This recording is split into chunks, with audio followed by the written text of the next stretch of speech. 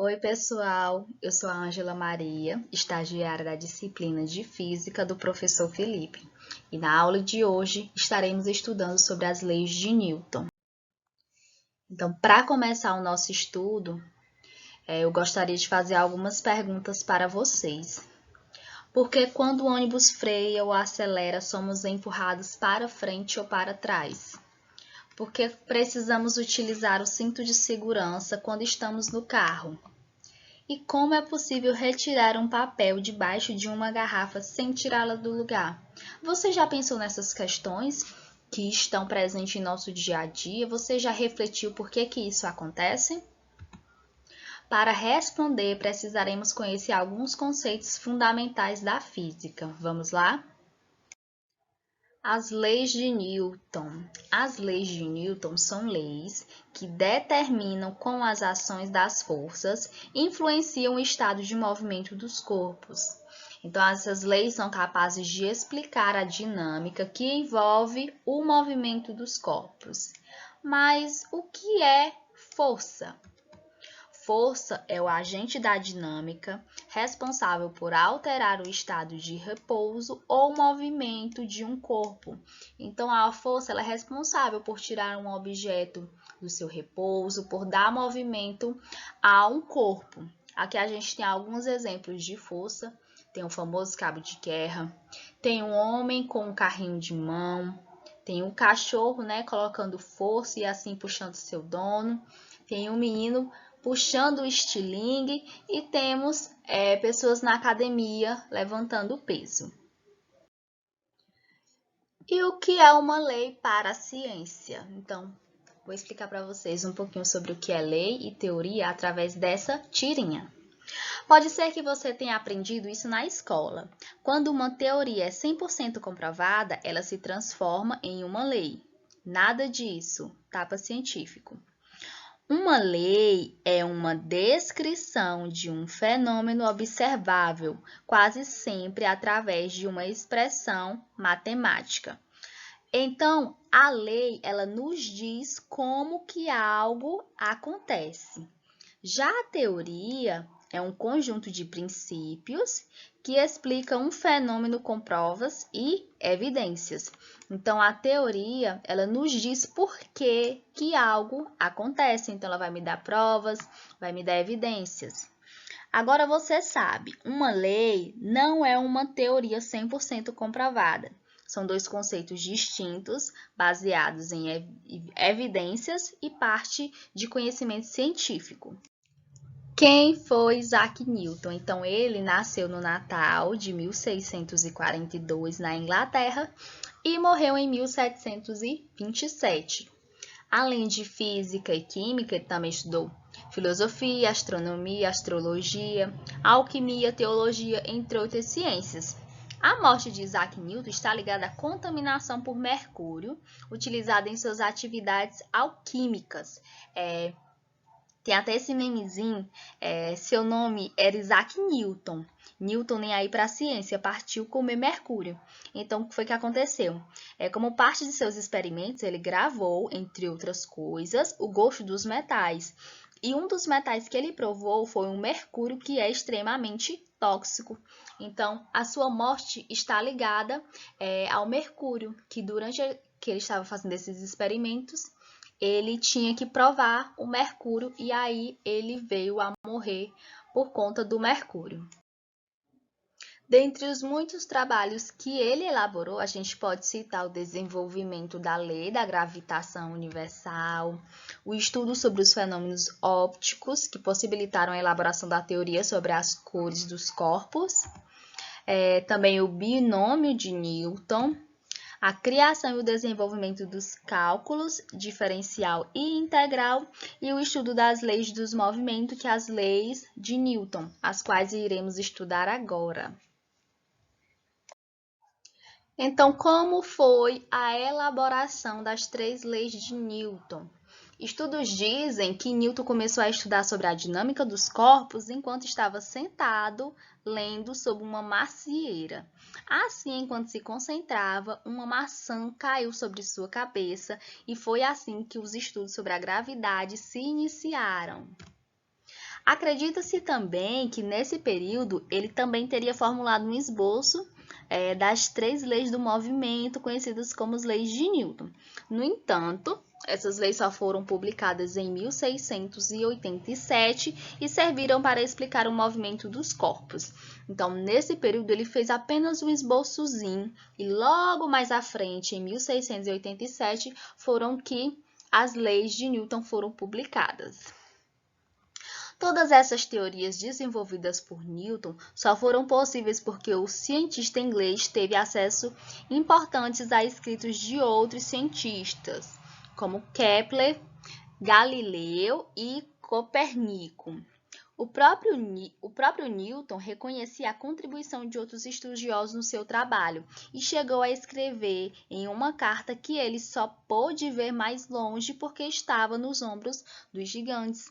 Então, Newton ele desenvolveu suas teorias com base nos estudos de outros cientistas.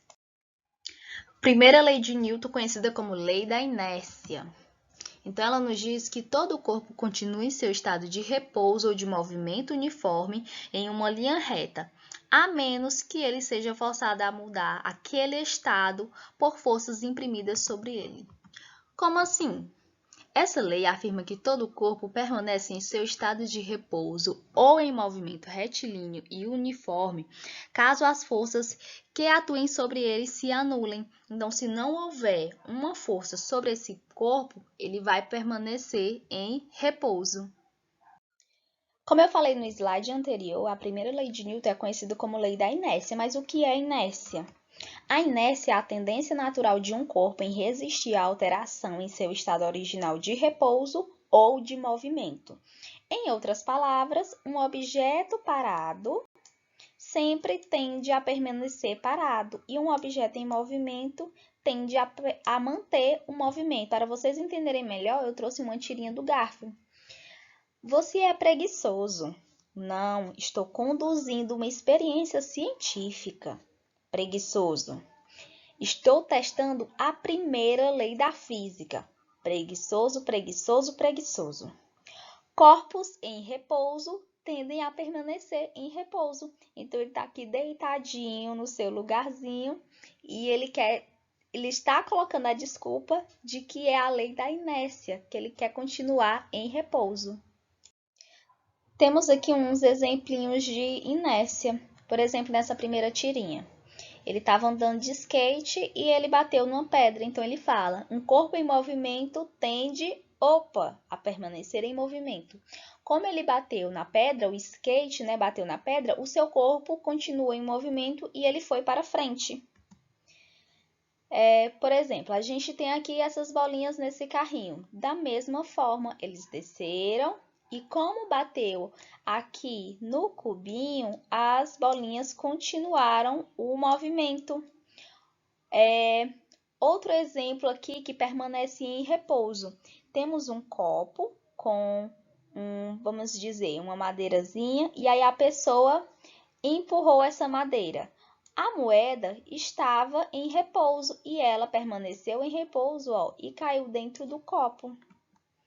E do mesmo jeito, a gente tem aqui uma pessoa dentro de um ônibus.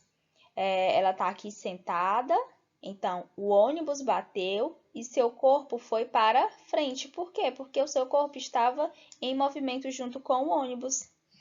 E do mesmo jeito, temos aqui um táxi que tinha um objeto em cima do carro e aí o carro freou bruscamente e o objeto foi para frente. Por quê? Porque ele estava em movimento junto com o carro.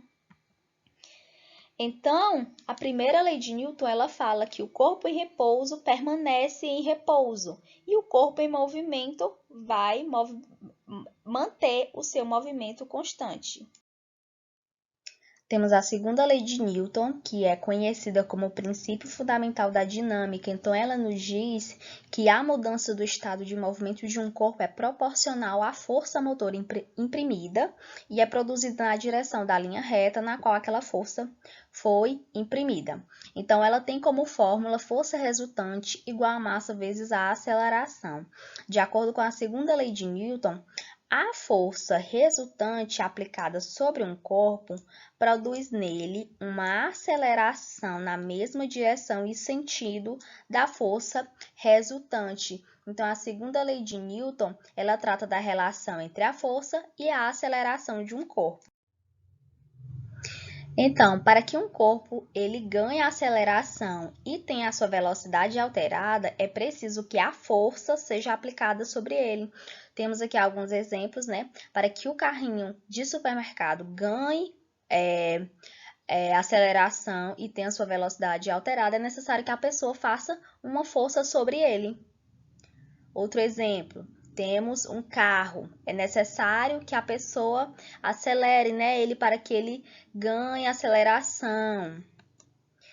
A bola de futebol, para que ela ganhe aceleração e que sua velocidade seja alterada, é necessário que uma pessoa, né, a chute. Então, a aceleração produzida sobre um corpo tem a mesma direção e sentido da força resultante sobre ele e é inversamente proporcional à sua massa. Ó, como aqui a bola tem a mesma direção e sentido da força. E por fim, temos a terceira lei de Newton, conhecida como lei da ação e reação. Então, ela fala que a toda ação há sempre oposta uma reação igual, ou as ações mútuas de dois corpos, um sobre o outro, são sempre iguais e dirigidas a partes opostas. Então, essa lei permite nos entender que para que surja uma força, é necessário que os dois corpos interajam, produzindo forças de ação e reação. Além disso, é impossível que um par de ação e reação forme-se no mesmo corpo. Então, um corpo vai fazer uma ação e o outro corpo vai fazer uma reação. Então, para toda força de ação que é aplicada a um corpo, surge uma força de reação em outro corpo diferente. Temos aqui alguns exemplinhos de ação e reação. Por exemplo, nesse primeiro caso, né? Quando ele quebra a madeira quebra, é a ação. Porém, surge uma reação em sua mão, né? Que ele sente uma dor. Temos também essa pessoa com uma espingarda. Então, a ação é que ela dá o tiro, mas a reação, o seu corpo vai para trás. Do mesmo jeito, o foguete, temos a ação, né, que as turbinas são ligadas. E aí o que acontece a reação? O foguete, ele voa. Então, Newton propôs que toda a ação de um corpo estava associada a uma força de reação. Assim, numa interação entre dois corpos, teremos um par de forças. É importante lembrar que as forças de ação e reação estão aplicadas em corpos distintos e, portanto, nunca se equilibram. Então, as leis, né, de Newton, as leis de movimento de Newton, explicam o movimento de carros, de aviões e qualquer outro objeto no espaço. Com essas três leis, chegam-se à lei da gravitação universal, mais uma ferramenta para descrever como os planetas giram em torno do Sol, os movimentos dos mares e muito mais que veremos na próxima aula. Aqui temos as referências utilizadas nessa aula. E na próxima aula estudaremos mais um pouco, né, sobre as leis de Newton no nosso cotidiano, que vai ficar ainda mais fácil de vocês entenderem como acontece cada lei de Newton. Aguardo vocês na próxima aula.